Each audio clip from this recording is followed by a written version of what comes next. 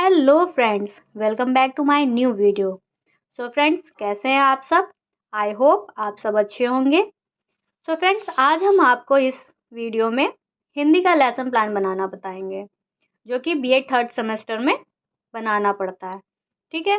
और ये जो टीचिंग होती है 35 मिनट्स की होती है। तो जब हम हिंदी का लेसन प्लान बनाएंगे तो सबसे पहले जिस भी क्लास का हम सिलेबस ले रहे हैं और जो भी चैप्टर ले रहे हैं, उस चैप्टर का सबसे पहले हमें फ़ोटो कॉपी कराना होता है और उसे स्टार्टिंग में पेस्ट करना होता है। ठीक है, जैसा कि हमने ये पेस्ट किया हुआ है।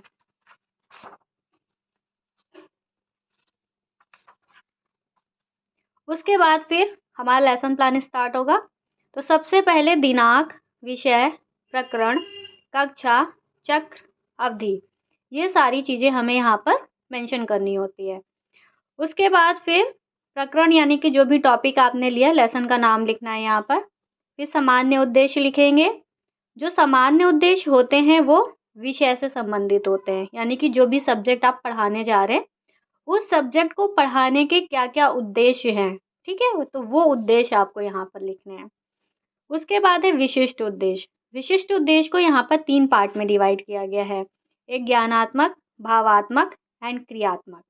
तो जो ज्ञानात्मक उद्देश्य हम लिखते हैं यहाँ पर, वहाँ पर हम किस तरीके के वर्ड्स यूज़ करते हैं कि जो भी आप लेसन पढ़ाने जा रहे हैं, ठीक है, तो बच्चे उस पाठ को समझ सकेंगे, उसका प्रत्यय स्मरण कर सकेंगे, उसका बोध कर सकेंगे। ठीक है, इस तरीके के वर्ड्स को आपको यूज़ करते हुए ज्ञानात्मक उद्देश्य लिखने हैं। उसके बाद भावात्मक उद्देश्य। अब यहाँ पर आपको कैसे वर्ड यूज़ करने हैं कि हम, यानी कि जो भी लेसन आप पढ़ाने जा रहे हैं, ठीक है, बच्चे ने पहले क्या किया कि उसने उस पाठ को समझा। अब वो क्या कर रहा है कि उस पाठ को दूसरे को बताने में सक्षम है, उसकी व्याख्या करने में सक्षम है। ठीक है, उसमें आए हुए कोई भी चीज़ के बारे में जानने में रुचि ले सकता है। ठीक है, तो इस तरीके के टॉपिक्स या सॉरी इस तरीके के वर्ड्स को यूज़ करते हुए भावात्मक उद्देश्य आपको लिखने हैं। उसके बाद क्रियात्मक उद्देश्य। अब यहाँ पर क्या लिखना है आपको कि पाठ को पढ़ने के बाद जो भी आपने शिक्षा ली है उसे किस तरीके से आप अपने जीवन में प्रयोग कर सकते हैं। ठीक है, तो इस तरीके के पॉइंट्स आपको यहाँ पर लिखने हैं। उसके बाद शिक्षण सामग्री, टीचिंग एड्स, यानी कि टीचिंग करते समय आप किन किन चीज़ों का यूज़ कर रहे हैं वो सारी चीज़ें यहाँ पर लिखनी है। उसके बाद पूर्व ज्ञान। पूर्व विज्ञान में क्या लिखना है कि जो भी लेसन आप पढ़ाने जा रहे हैं, बच्चे को उस लेसन के बारे में पहले से थोड़ी बहुत जानकारी है, ज़्यादा जानकारी नहीं है। ठीक है, अब बात करते हैं प्रस्तावना प्रश्न की। ठीक है, तो जो प्रस्तावना प्रश्न बनाए जाते हैं, हमने ऑलरेडी अपने प्रीवियस वीडियोस में आपको ऑलरेडी बताया हुआ है कि जो इंट्रोडक्टरी ये क्वेश्चंस होते हैं ये किस तरीके से बनाने हैं। इनमें कनेक्टिविटी होनी चाहिए, यानी कि जेड फॉर्म में आपको इन क्वेश्चंस को बनाना है। ठीक है, जैसे भी आपके कॉलेज में रिकमेंड करते हैं टीचर्स, उस बेस पे आपको 3, 4, 5 क्वेश्चंस को बनाना पड़ेगा। तो जैसे कि हमने यहाँ पर सबसे पहले क्या क्वेश्चन बनाया कि 2 अक्टूबर को किसकी जयंती मनाई जाती है। तो बच्चे बताएंगे 2 अक्टूबर को महात्मा गांधी जी की जयंती मनाई जाती है। अब हमने इसी आंसर में से एक वर्ड ले लिया, महात्मा गांधी। ठीक है, तो महात्मा, हमने फिर नेक्स्ट क्वेश्चन बनाया कि महात्मा गांधी जी को और किस नाम से जाना जाता है। तो बच्चे बताएंगे महात्मा गांधी जी को बापू के नाम से भी जाना जाता है। तो नेक्स्ट क्वेश्चन हमारा क्या होगा, बापू। जो वर्ड यहाँ पर आंसर आया है बापू, हमने उस वर्ड को ले लिया है। और उसके बाद फिर हम नेक्स्ट क्वेश्चन बनाएंगे कि आप ऐसे थे बापू पाठ के बारे में क्या जानते हैं, या पाठ के विषय में क्या जानते हैं। तो बच्चे नहीं बता पाएंगे क्योंकि वो स्टोरी उन्होंने पढ़ी तो है नहीं। तो ये हमारा समस्यात्मक क्वेश्चन हो जाएगा। ठीक है, समझ में आया होगा आप लोग को कि किस तरीके से कनेक्टिविटी के साथ हमने इन क्वेश्चंस को बनाया है। सबसे पहले क्वेश्चन किया, बच्चे ने आंसर दिया, आंसर में से ही एक वर्ड को लेकर के हमने नेक्स्ट क्वेश्चन को बनाया, बच्चे ने आंसर दिया, फिर आंसर में से ही हमने एक वर्ड को लिया, फिर नेक्स्ट क्वेश्चन बनाया और फिर बच्चे ने उसका आंसर नहीं दिया, तो वो हमारा समस्यात्मक क्वेश्चन हो गया, यानी कि हमारा टॉपिक आ गया। ठीक है, अब उद्देश्य कथन, यानी कि जो टॉपिक हमारा आया है, अब हम बच्चों से कहेंगे कि बच्चों आज हम हिंदी गद्य में ऐसे थे बापू पाठ के विषय में विस्तार पूर्वक अध्ययन करेंगे। अब बात करते हैं प्रस्तुतिकरण की। तो सबसे पहले हमें पेज को 2 कॉलम में डिवाइड करना है। एक तरफ हम शिक्षण बिंदु लिखेंगे और दूसरी तरफ छात्र अध्यापिका क्रिया। फिर ठीक सामने 3 कॉलम बनेंगे। एक तरफ छात्र अनुक्रिया, शिक्षण विधि और श्यामपट्ट कार्य। ठीक है। तो सबसे पहले हम क्लास में जाते ही बच्चे को निर्देश देंगे। सभी विद्यार्थी अपनी अपनी पाठ्य पुस्तक की पृष्ठ संख्या 36 को खोलें। अब छात्र अनुक्रिया यहाँ पर क्या होगी कि सभी विद्यार्थी अपनी अपनी पाठ्य पुस्तक को खोलेंगे। ठीक है, यानी कि खोल रहे हैं वो अपनी पुस्तक को। फिर शिक्षण विधि कौन सी यूज की गई है? पठन विधि। नेक्स्ट आदर्श वाचन।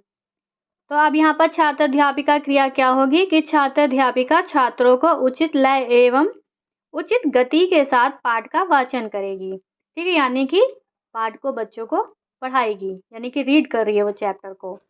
अब बच्चों का काम क्या है यहाँ पर कि छात्र ध्यानपूर्वक सुनेंगे। नेक्स्ट काठिन्य शब्दों का उच्चारण, यानी कि जब चैप्टर को रीड कर रही है अध्यापिका तो बीच बीच में कुछ कठिन वर्ड्स आ रहे हैं तो वो उसका उच्चारण कर रही है। ठीक है।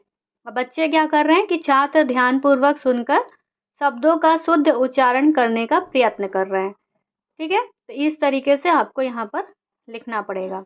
फिर है अनुकरण वाचन, यानी कि छात्र अध्यापिका छात्रों को प्रस्तुत गद्यांश का सस्वर पाठ करने का आदेश देगी, यानी कि बच्चों को चैप्टर को रीड करने के लिए कहेगी। अब बच्चा यहाँ पर क्या करेगा कि एक विद्यार्थी उचित आरोह अवरोह के साथ वाचन करेगा, यानी कि पाठ को रीड करेगा। ठीक है, तो यहाँ पर इसी के जस्ट सामने यहाँ पर कठिन शब्द आपको लिखने हैं। ये स्टिकी नोट्स का यूज़ किया है हमने। ठीक है, और यहाँ पर कुछ इसके अंदर मैंने कुछ कठिन वर्ड्स लिखे हुए हैं। ठीक है, तो इसी तरीके से आपको भी लिखना है, ये इस तरीके से। ठीक है, जितने भी 5, 6, 7 जो भी आप लिखना चाहें तो लिख सकते हैं।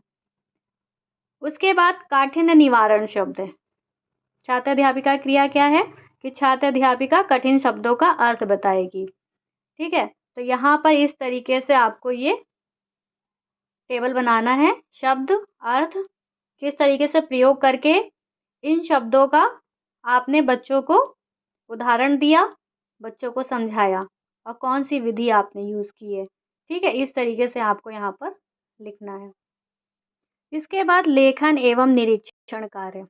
ठीक है, लेखन एवं निरीक्षण कार्य का मतलब यहाँ पे है कि जो भी टीचर ने ब्लैक बोर्ड पे लिखा है बच्चे उसको नोट कर रहे हैं कि नहीं कर रहे हैं, तो टीचर चेक करेगी। ठीक है, उसके बाद छात्र अनुक्रिया में क्या आएगा कि विद्यार्थी अपनी उत्तर पुस्तिका में श्यामपट्ट कार्य को उतारेंगे। ठीक है, और बाकी यहाँ पर ऐसे ही रहेगा। फिर नेक्स्ट है मौन वाचन। छात्र अध्यापिका छात्रों को मौन वाचन करने को कहेगी, यानी कि मन में ही पाठ को दोहराने के लिए कहेगी या कठिन वर्ड जो हैं उनको दोहराने के लिए कहेगी। उसके बाद बोधात्मक प्रश्न। यहाँ पर आपको 3-4 क्वेश्चंस पूछने हैं जो भी आपने चैप्टर पढ़ाया है। ठीक है, कोशिश करिएगा कि ये जो क्वेश्चन आंसर्स होंगे इनके जो आंसर्स होंगे वो 1 वर्ड टाइप के होने चाहिए। ठीक है। फिर है पुनरावृत्ति प्रश्न। पुनरावृत्ति प्रश्न यानी कि जो चैप्टर आपने पढ़ाया है उसी चैप्टर से रिलेटेड ही 2 क्वेश्चन आपको क्लास में पूछने हैं बच्चों से। ठीक है, जैसे कि fill in the blanks, objective questions, true false, तो इस तरीके के क्वेश्चन आंसर आप यूज़ कर सकते हैं। और ये स्टिकी नोट्स का यूज़ किया है हमने, हमें टीचर ने कहा था कि आंसर जो है नीचे लिखना है और ऊपर से फिर स्टिकी नोट से उसको कवर कर देना है। एंड में गृह कार्य देना है। जो भी चैप्टर आपने क्लास में पढ़ाया है उसी से रिलेटेड ही आपको होमवर्क देना है, और ये जो सेंटेंस आप लिखेंगे ये प्रेजेंट टेंस में होना चाहिए। आई होप आप लोगों को समझ में आया हो कि हिंदी का लेसन प्लान कैसे बनाना है। एक चीज़ आप लोग याद रखिएगा कि जो बीएड 3rd सेमेस्टर में लॉन्ग लेसन प्लान बनते हैं ये अदर सब्जेक्ट से जो एक फॉर्मेट होता है वो थोड़ा सा डिफरेंट होता है। ठीक है, इंग्लिश और हिंदी का जो लेसन प्लान बनता है उसका फॉर्मेट अदर सब्जेक्ट से अलग होता है, तो इस चीज़ का ध्यान रखिएगा आप लोग। इस फॉर्मेट को और किसी सब्जेक्ट में यूज़ मत करिएगा, ये फॉर्मेट सिर्फ हिंदी में ही यूज़ होगा और वो भी जो आपकी कहानी वाला पोर्शन होता है। ठीक है, लिटरेचर वाला पोर्शन होता है, सिर्फ वहाँ पर आपको इस फॉर्मेट को यूज़ करना है। Okay, thank you for watching my videos. Please like and subscribe my channel. Thank you, bye bye.